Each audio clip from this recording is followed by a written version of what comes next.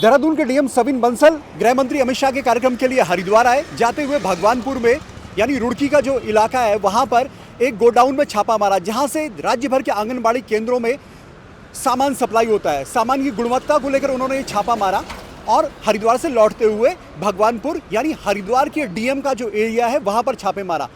अब ये छापा पूरे शासन में चर्चा का विषय बना हुआ है। चर्चा का विषय इसलिए कि क्या कोई डीएम किसी दूसरे डीएम के क्षेत्राधिकार में छापा मार सकता है। जिस तरह एक प्रधानमंत्री एक देश का होता है, दूसरे देश में कोई कार्रवाई नहीं कर सकता। जिस तरह एक मुख्यमंत्री एक राज्य का होता है, दूसरे राज्य में कोई कार्रवाई नहीं कर सकता।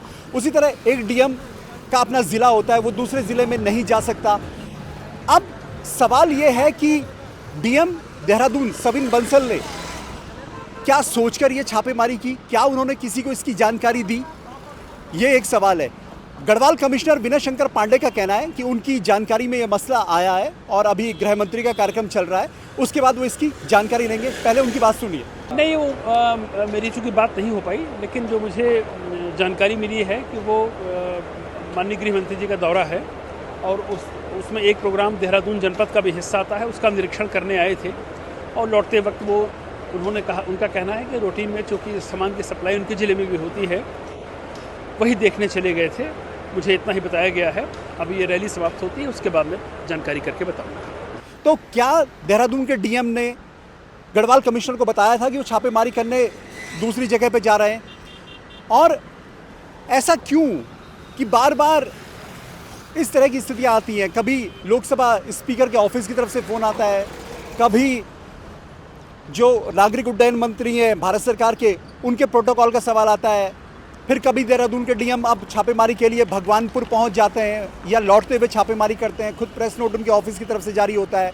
तो सवाल यह है कि छापेमारी होनी चाहिए, अच्छी बात है, ख़राब चीज़ें नहीं बंटनी चाहिए, ये भी अच्छी बात है, लेकिन अपना अपना अधिकार क्षेत्र सभी को पता होना चाहिए। ये कम से कम एक आईएएस अधिकारी को ज़रूर समझना चाहिए। और अब ये बात कमिश्नर पर है, गढ़वाल कमिश्नर पर है कि गृह मंत्री के दौरे के बाद क्या वो देहरादून के डीएम से सवाल पूछते हैं कि आप आखिर दूसरे के अधिकार क्षेत्र में गए कैसे, और गए तो किसके कहने पर गए, क्यों गए?